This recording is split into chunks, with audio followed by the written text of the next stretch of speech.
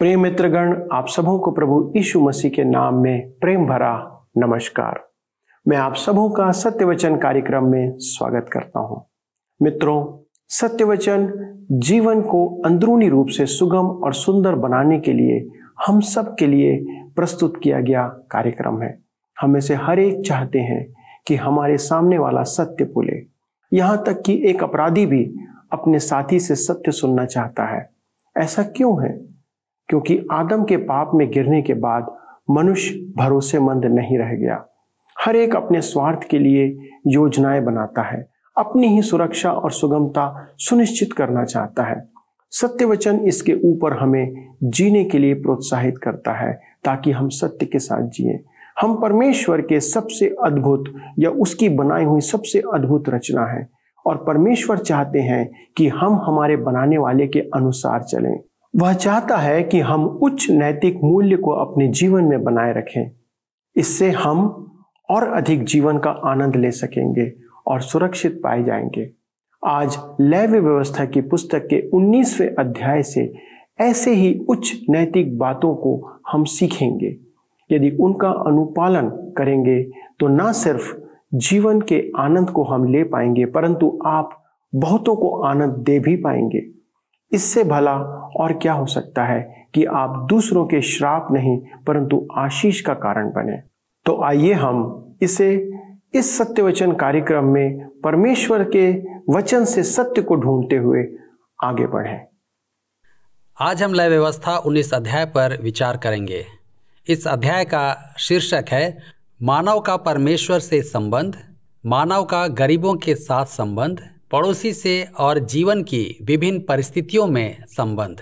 प्रिय मित्र, हम पुस्तक के उस भाग में हैं जहां 10 आज्ञाओं को राष्ट्र के सामाजिक जीवन के संबंध में समझाया गया है।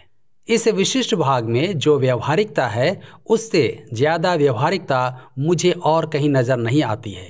परमेश्वर की व्यवस्था हमें यह बताती है, पवित्र बनो क्योंकि मैं प्रभु तुम्हारा परमेश्वर पवित्र हूँ। लय व्यवस्था 19 अध्याय के 2 पद में हम देखते हैं। इस्राएली लोगों के जीवन के सभी पहलुओं के लिए यह महत्वपूर्ण और बुनियादी था। इस पद में जो आज्ञाएं या मांग परमेश्वर ने की, उन सब का स्पष्टीकरण दिया है। इसने उनके जीवन की दिनचर्या की हर बात में प्रवेश किया। परमेश्वर के लोगों के प्रतिदिन के जीवन के सभी दैनिक संबंधों में पवित्रता सबसे अधिक महत्वपूर्ण थी। आज हमें इस बात पर जोर देने की आवश्यकता है। यह सिर्फ एक सिद्धांत नहीं है, परमेश्वर का उद्देश्य था कि हम उस पवित्रता को अपने जीवन में उतारें। रोमियो की पत्री 3 अध्याय उसके 19 और 20 पद में लिखा है, हम जानते हैं कि व्यवस्था जो कुछ कहती है उन्हीं से कहती है जो व्यवस्था के अधीन है, इसलिए कि हर एक मुंह बंद किया जाए और सारा संसार परमेश्वर के दंड के योग्य ठहरे, क्योंकि व्यवस्था के कामों से कोई प्राणी उसके सामने धर्मी नहीं ठहरेगा, इसलिए कि व्यवस्था के द्वारा पाप की पहचान होती है। यह कितनी अच्छी बात है कि परमेश्वर ने हमारे अंदर रहने के लिए पवित्र आत्मा दिया है। मसीही जीवन जीने के लिए यही वह सामर्थ्य है जिसकी आवश्यकता है। आइए अब हम प्रथम बिंदु पर विचार करेंगे, मनुष्य का परमेश्वर से संबंध। लय व्यवस्था 19 अध्याय के 1 और 2 पद में लिखा है, फिर यहोवा ने मूसा से कहा, इस्राएलियों की सारी मंडली से कह कि तुम पवित्र बने रहो क्योंकि मैं तुम्हारा परमेश्वर यहोवा पवित्र हूँ। व्यवस्था देने वाले मूसा को परमेश्वर निर्देश देता है और ये 10 आज्ञाओं के भाग को आगे बढ़ाता है। परमेश्वर वो स्वयं पवित्र है। इस आधार पर पवित्र चाल चलन को निर्धारित करता है। यह ध्यान देने वाली बात है कि परमेश्वर आज भी वही चाल चलन की मांग करता है, जैसे पहला कुरिन्थियों की पत्री 10 के 31 में, दूसरा कुरिन्थी 5 के 17 में तथा पहला पत्रस 1 अध्याय के 13 से 16 में लिखा है, इसलिए तुम चाहे खाओ चाहे पियो चाहे कुछ करो, सब कुछ परमेश्वर की महिमा के लिए करो। अतः यदि कोई मसीह में है तो वह नई सृष्टि है, पुरानी बातें बीत गई हैं, देखो सब नई हो गई।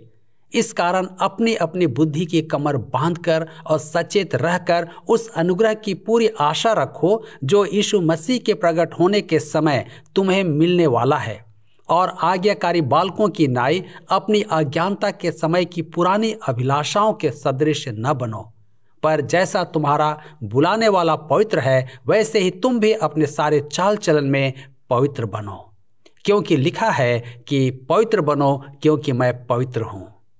आप देखिए, व्यवस्था के अधीन वे अपने प्रयास से व्यवस्था को पूरा करना चाहते थे। उनको सीखना होगा कि देह हमेशा असफल होगी।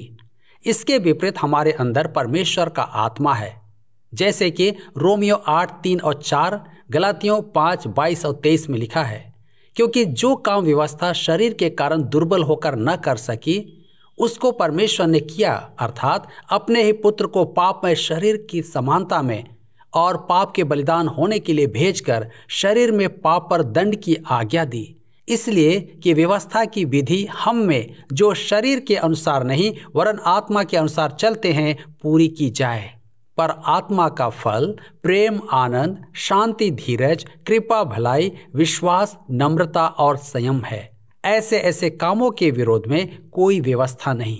व्यवस्था इतनी दूर तक कभी नहीं गई। परमेश्वर का पुत्र हमें उच्च स्तर पर लाना चाहता है। जिस विशेष क्षेत्र में वे कमजोर थे, उसी क्षेत्र में परमेश्वर अपनी आज्ञाओं पर जोर देता है। इस्राएल का इतिहास हमें दिखाएगा कि परमेश्वर उनकी कमजोरियों को समझाता था। उन्हें विश्राम दिन मनाने, मूर्ति पूजा से दूर रहने तथा परमेश्वर के लिए उचित बलिदान के लिए निर्देश दिए गए थे। यही वे क्षेत्र हैं जिन्हें उन्होंने बाद में तोड़ा। प्रतिदिन के जीवन में परमेश्वर उन्हें पवित्र होने के लिए कहता है। लय व्यवस्था 19 के 3 पद में लिखा है, तुम अपनी अपनी माता और अपने अपने पिता का भय मानना और मेरे विश्राम दिनों को मानना, मैं तुम्हारा परमेश्वर यहोवा हूँ। यह अजीब सा लगता है कि परमेश्वर माता पिता का आदर करने की आज्ञा से शुरू करता है, लेकिन यह इतना अजीब नहीं है। जब हम देखते हैं कि माता पिता बच्चों के लिए परमेश्वर के स्थान में खड़े होते हैं और बच्चे माता पिता की आज्ञा मानने के द्वारा परमेश्वर की आज्ञा मानना सीखते हैं। छोटी छोटी बातों को सीखना हम घर से शुरू करते हैं। तब वह आगे कहता है, मेरे विश्राम दिनों को मानना। परमेश्वर ने मनुष्य के समय का 7वां भाग और उनकी संपत्तियों का 10वां भाग मांगा है। पहले दी गई 2 आज्ञाओं में 10 आज्ञाओं के 2 प्रमुख भाग निहित है। इस्राएली इस समय धर्म भ्रष्टता के पाप में एकदम गिर चुके थे। आमोस 8 के 5 में उन्होंने विश्राम दिन को मानने से इनकार किया। जो कहते हो, नया चांद कब बीतेगा कि हम अन्न बेच सकें, और विश्राम दिन कब बीतेगा कि हम अन्न के खत्ते खोलकर एपा को छोटा और शेकेल को भारी कर दें और छल से दंडी मारें। लय व्यवस्था 19 के 4 में लिखा है, तुम मूर्तों की ओर न फिरना और देवताओं की प्रतिमाएं ढाल कर न बना लेना, मैं तुम्हारा परमेश्वर यहोवा हूँ। यहाँ प्रथम 2 आज्ञाएं हैं। यहाँ मूर्ति पूजा की ओर देखना भी मना है। अन्य जातियों की आराधना की भव्यता और तड़क भड़क आंखों के लिए आकर्षण था। आज भी यहाँ ऐसा ही है। आज के किसी भी धर्म के पर्व या त्यौहार को देखें कि किस प्रकार से वे भव्य मंडपों को बनाते हैं और बिना मतलब के अरबों रुपए बर्बाद करते हैं। यह केवल दिखाने के लिए होता है। उन्हें न तो मूर्तियों को देखना था और न ही उनको बनाना था। परमेश्वर मूर्तियों का उपहास करता है क्योंकि वे न तो कुछ हैं और न कुछ कर सकते हैं। लय व्यवस्था 19 उसके 1 और 2 पद में लिखा है, जब तुम यहोवा के लिए मेल बलि करो तब ऐसा बलिदान करना जिससे मैं तुमसे प्रसन्न हो जाऊं। उसका मांस बलिदान के दिन और दूसरे दिन खाया जाए, परंतु तीसरे दिन तक जो रह जाए वह आग में जला दिया जाए, और यदि उसमें से कुछ भी तीसरे दिन खाया जाए तो यह घृणित ठहरेगा और ग्रहण न किया जाएगा, और उसका खाने वाला यहोवा के पवित्र पदार्थ को अपवित्र ठहराता है, इसलिए उसको अपने अधर्म का भार स्वयं उठाना पड़ेगा और वह प्राणी अपने लोगों में से नाश किया जाएगा। यहाँ कुछ भी नया नहीं जोड़ा गया है। फिर भी हमें ध्यान देना चाहिए कि मेल मिलाप के बलिदान को अपनी इच्छा से चढ़ाना था, यद्यपि यह एक स्वेच्छा बलिदान था। बलिदान चढ़ाने वाले को बताए गए नियम से कोई राहत नहीं थी। बताए गए नियम के अनुसार नहीं करने से उसे दंडित किया जाता था ताकि लोग सबक सीखें। प्रिय मित्र, ध्यान दें कि मेल मिलाप का बलिदान स्वेच्छा से देना था, लेकिन उन्हें बताए गए नियम को भी बारीकी से पूरा करना था। हमें परमेश्वर के पास परमेश्वर की शर्त पर ही आना होगा। बताए गए नियम से किसी भी तरह से चूक पर मनुष्य को दंडित किया जाता था। ताकि लोग सबक सीखें। यह एक सकारात्मक नियम था, न कि नैतिक नियम। इसी कारण असफलता का खतरा ज्यादा था। आज कितने लोग कलीसिया के कुछ कार्य करने की शपथ लेते हैं और बाद में सोचते हैं कि उनको पूरा करने की कोई आवश्यकता नहीं है अगर वे उन्हें नहीं करना चाहते हैं। प्रिय मित्र, अगर आप इसे स्वेच्छा से करना चाहते हैं तो उसे सही तरीके से करें। बहुत से मसीही कार्यों की जिम्मेदारी अपनी इच्छा से लेते हैं और बाद में कार्यों को पूरा न करने का बहाना यह बनाते हैं कि यह तो स्वेच्छा का काम है। परमेश्वर कहता है कि यदि आप स्वेच्छा से परमेश्वर के पास आते हैं तो पूर्ण मन से आएं। परमेश्वर का कोई काम अपने हाथ में न लें यदि आप उसको करने के लिए अपना सब कुछ देने के लिए तैयार नहीं हैं। मेरे मित्र, परमेश्वर इस बात का एक दिन न्याय करेगा। परमेश्वर कहता है कि कोई स्वेच्छा बलि न चढ़ाए अगर हम यह काम परमेश्वर के बताए नियम के अनुसार नहीं करते हैं। आइए अब हम दूसरे बिंदु पर विचार करें, मनुष्य का गरीबों से संबंध। लय व्यवस्था 19 अध्याय उसके 9 और 10 पद में लिखा है, फिर जब तुम अपने देश के खेत काटो तब अपने खेत के कोने कोने तक पूरा न काटना और काटे हुए खेत की गिरी पड़ी बालों को न चुनना और अपनी दाख की बारी का दाना दाना न तोड़ लेना और अपनी दाख की बारी के झड़े हुए अंगूरों को न बटोरना, उन्हें दीन और परदेशी लोगों के लिए छोड़ देना। मैं तुम्हारा परमेश्वर यहोवा हूँ। यह गरीब के लिए परमेश्वर का अद्भुत उपाय है। परमेश्वर ने किसी को दान पर जीने के लिए नहीं बनाया है। परमेश्वर किसी को बेकार बैठने और कल्याण चेक प्राप्त करने की अनुमति भी नहीं देता है। गरीबों को काम करने का अवसर देकर उनकी सहायता की जाती है। यह ईश्वरहीन सामाजिकता और विवेकहीन धन संग्रह के बीच एक अद्भुत संतुलन था। मनुष्य द्वारा लगाए गए पेड़ का पहला फल न खाना था बल्कि गरीबों के लिए छोड़ जाना था। हाथ से कटने के प्राचीन तरीके में 10% से 20% अनाज खेत में रह जाता था। यही नियम अंगूर की बारी के लिए भी लागू होता था। आइए अब हम तीसरे बिंदु पर विचार करेंगे, मनुष्य का अपने पड़ोसी से संबंध। लय व्यवस्था 19 के 11 और 12 पद में, तुम चोरी न करना और एक दूसरे से न तो कपट करना और न झूठ बोलना। तुम मेरे नाम की झूठी शपथ खा के अपने परमेश्वर का नाम अपवित्र न ठहराना। मैं यहोवा हूँ। यह 8वीं और 9वीं आज्ञाओं को दोहराना है। जैसे निर्गमन की पुस्तक 20 अध्याय 15 और 16 पद में लिखा है, तू चोरी न करना, तू किसी के विरुद्ध झूठी साक्षी न देना। यहाँ चोरी करना, धोखा देना, झूठ बोलना सभी शामिल हैं। परमेश्वर की परिभाषा के अनुसार धोखा देना, चोरी करना 12 पद में तीसरी आज्ञा शामिल है। परमेश्वर का नाम पवित्र है। परमेश्वर के जन को अपने लेन देन में परमेश्वर के नाम की पवित्रता को ईमानदारी और सच्चाई के साथ प्रदर्शित करना है। लय व्यवस्था 19 के 13 में लिखा है, एक दूसरे पर अंधेर न करना और न एक दूसरे को लूट लेना और मजदूर की मजदूरी तेरे पास सारी रात बिहान तक न रहने पाए। जो हमारे लिए काम करता है उसको हमें मजदूरी देना है। क्या मैं आपको कहूं कि परमेश्वर न्याय के दिन मजदूर के साथ होगा।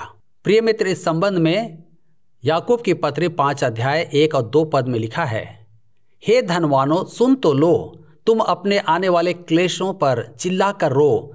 तुम्हारा धन बिगड़ गया और तुम्हारे वस्त्रों को कीड़े खा गए। इसी अध्याय के पद 6 में आगे वह कहता है, तुमने धर्मी को दोषी ठहरा कर मार डाला, वह तुम्हारा सामना नहीं करता। ईश्वर रहित मजदूर होना एक भयावह बात है और ईश्वर रहित धन संग्रह करने वाला भी ऐसा ही है। इस समय हम लोगों को इस दूसरे व्यक्ति से बड़ा खतरा है। लय व्यवस्था 19 के 14 में लिखा है, बहरे को शाप ना देना और न अंधे के आगे ठोकर रखना और अपने परमेश्वर का भय मानना, मैं यहोवा हूँ। एक अंधे व्यक्ति ने मुझे बताया कि एक बेचने वाला जो उसके घर आया था, उसने उसे कैसे धोखा दिया। क्या मैं आपसे कहूँ कि यह भयानक बात आज भी होती है। अंधों और गूंगों को ध्यान में रखने में परमेश्वर अपने नाम पर दोहरा जोर देता है। कमजोर, लाचार और पीड़ितों के प्रति यह परमेश्वर का ध्यान और मनुष्य के कठोर मन के प्रति यह परमेश्वर की घुड़क है।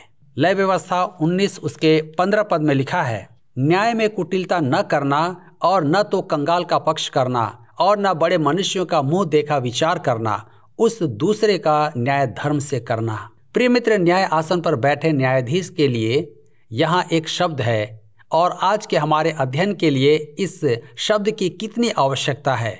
न्यायासन पर बैठे न्यायाधीश को समझना चाहिए कि उसे वैसे न्याय करना है जैसे परमेश्वर करता है। काश उनमें से कुछ याद रखते कि वे इस पद पर इसलिए नहीं हैं क्योंकि कुछ राजनीतिक पार्टियों ने उन्हें रखा है, बल्कि इसलिए कि वे सर्वशक्तिमान परमेश्वर के प्रतिनिधि हैं और उन्हें बिना पक्षपात के न्याय करना है। लय व्यवस्था 19 उसके 16 से 18 में लिखा है, लूतरा बन के अपने लोगों में न फिरा करना और एक दूसरे के लहू बहाने की युक्तियां न बांधना, मैं यहोवा हूँ। अपने मन में एक दूसरे के प्रति बैर न रखना, अपने पड़ोसी को अवश्य डांटना, नहीं तो उसके पाप का भार तुझको उठाना पड़ेगा। पलटा न लेना और न अपने जाति भाइयों से बैर रखना, परंतु एक दूसरे से अपने समान प्रेम रखना, मैं यहोवा हूँ। प्रिय मित्र, बातों को फैलाना धोखा देना है। अगर सच कहने में पड़ोसी की बर्बादी है तो चुप रहना ही उत्तम है। स्कॉट ने लिखा, बिना सोचे समझे बोलने वाला व्यक्ति अपने फुसफुसाने के द्वारा ईमानदार को काटता है। और किसी ने कहा है, आप हर एक सुनी हुई बात पर विश्वास नहीं कर सकते, लेकिन आप दोहरा सकते हैं। याकूब ने भी इसके बारे में बहुत कुछ कहा है। प्रिय मित्र, यहाँ लहू बहाने का अर्थ है हत्या करना। बैर को हत्या के समकक्ष नहीं रखा गया है, लेकिन यह मना किया गया है। हमारे प्रभु यीशु ने दोनों को जोड़ा और मत्ती रचित सुसमाचार 5:21 और 22 पद में कहा है कि यदि तुम बैर करते हो तो तुम एक हत्यारे हो। पौलुस ने मसीही के लिए इन सब का सारांश गलातियों की पत्री 6:1 में निकाला है। हे भाइयों, यदि कोई मनुष्य किसी अपराध में पकड़ा जाए तो तुम जो आत्मिक हो नम्रता के साथ ऐसों को संभालो और अपनी भी चौकसी रखो कि तुम भी परीक्षा में न पड़ो। आइए अब हम चौथे बिंदु पर विचार करेंगे, मनुष्य का संबंध विभिन्न जीवन की परिस्थितियों में। क्या आप जानते हैं कि जब आप ऐसे ही कपड़े धोते हैं तो क्या होता है? प्रतीकों और रीतियों के द्वारा परमेश्वर उन्हें महान सच्चाइयों को सिखा रहे हैं। उन्हें कृत्रिम पशु और कृत्रिम पौधों को नहीं लगाना था। उन्हें यह सिखाना था कि वे सत्य और असत्य को न मिलाएं। मत्ती रचित सुसमाचार 13 में गेहूं और जंगली पौधों के दृष्टांत के द्वारा प्रभु यीशु ने इसे दर्शाया है। पहला कुरिन्थियों 10:21 में पौलुस कहता है, तुम प्रभु के कटोरे और दुष्ट आत्माओं के कटोरे दोनों में से नहीं पी सकते। तुम प्रभु की मेज और दुष्ट आत्माओं की मेज दोनों के साक्षी नहीं हो सकते। लूका 16:13 में प्रभु यीशु ने कहा है, तुम परमेश्वर और धन दोनों की सेवा नहीं कर सकते।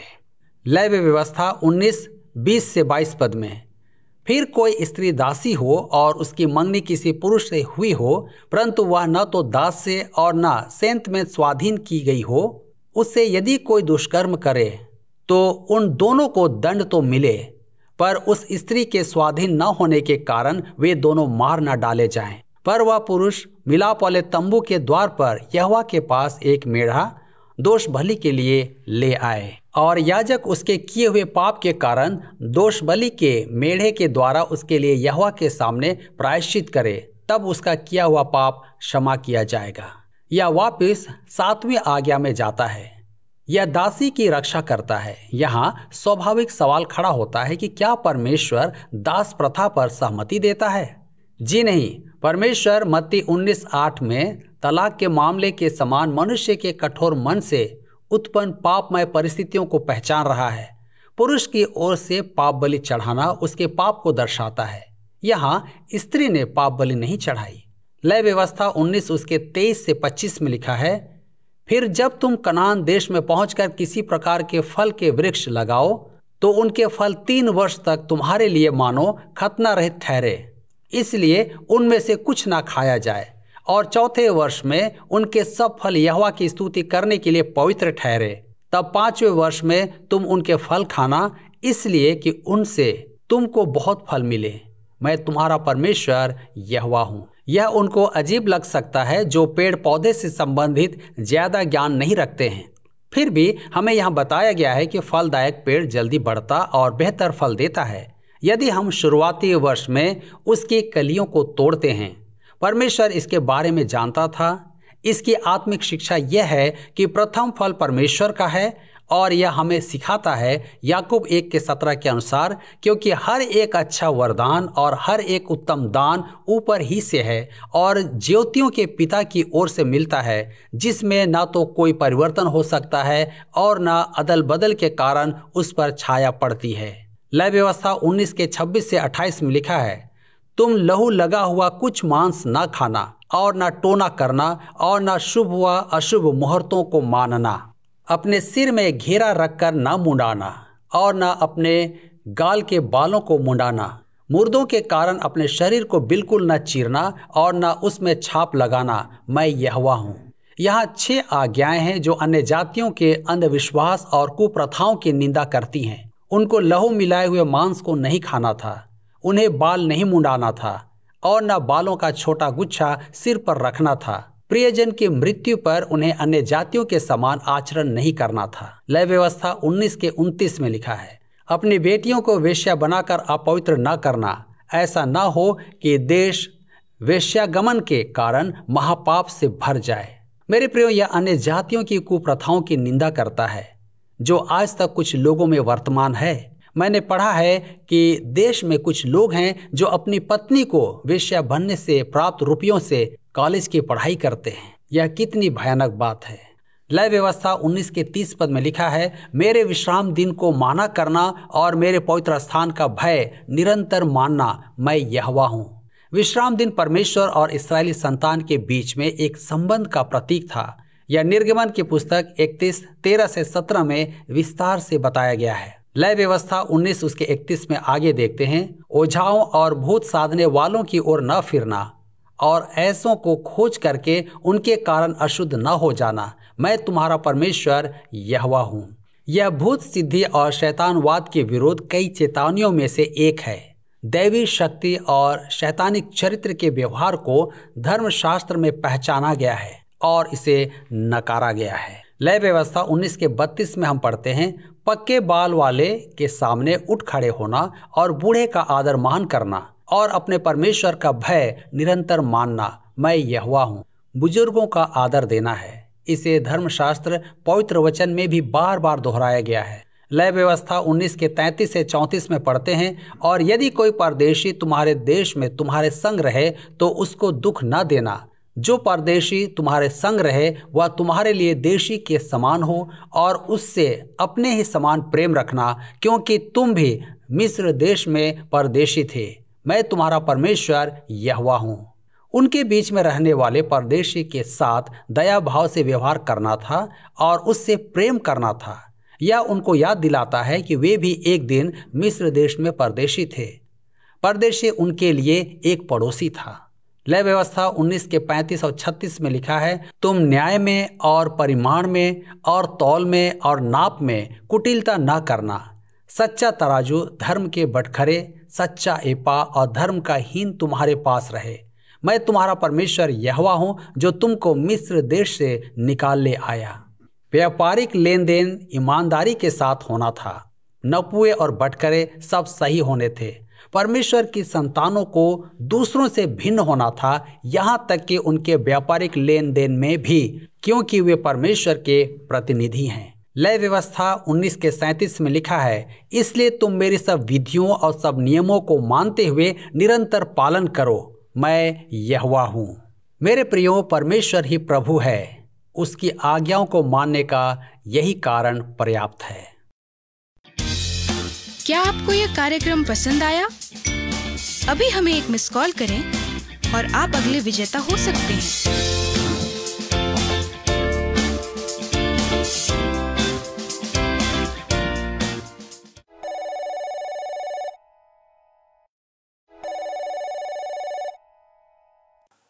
प्रिय मित्रों, हम में से कोई नहीं चाहता कि हम श्रापित हों या श्रापित बने। इसका एक ही हल है कि हम औरों के लिए आशीषित बने रहें।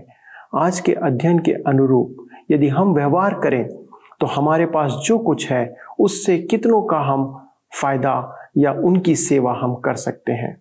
परमेश्वर हमसे हमारे सामर्थ्य के बाहर कठिन और जटिल बातों का अभ्यास करने के लिए कभी नहीं कहते हैं। यदि हम कुछ नहीं दे सकते तो हम अपने उच्च नैतिक जीवन से सिर्फ कितनों की भलाई हम कर सकते हैं। और हम यदि इसका अभ्यास करें तो जितनों के साथ आज के अध्ययन के अनुसार व्यवहार करते हैं, उतनों का व्यवहार आपके लिए आशीष बनकर आपके पास पुनः आएगा। बाकी परमेश्वर बार बार इस बात को कहते हैं, मैं यहोवा हूं, यानी वह सब कुछ हिसाब रखने वाला है, इन बातों को जानने वाला परमेश्वर है। आइए उसके सत्य वचन को अपने जीवन में कार्य करने दें, उस सत्य को अपने जीवन में स्थान दें, और तब परमेश्वर की आशीषें हमारे द्वारा दूसरों के जीवन तक पहुंचने पाएगी। आइए हम प्रार्थना करें। पिता परमेश्वर, हम धन्यवाद देते हैं कि आपने हमें वो आशीषें प्रदान किया है जो आपने अब्राहम को दिया, कि जो कोई तुझे आशीष दे वे आशीष के भागी होंगे। प्रभु, आपने हमें इस संसार में इसलिए रखा है कि न केवल हम आशीषों को प्राप्त करें, परंतु औरों के लिए, दूसरों के लिए, समाज के लिए, इस संसार के लिए आशीष का कारण हम ठहरें। हमारी सहायता करें प्रभु, कि हम आपकी इन आशीषों को लोगों तक पहुंचाने के माध्यम बनने पाए। प्रभु यीशु क्रिस्ट के नाम से इस विनती को मांगते हैं, आमीन।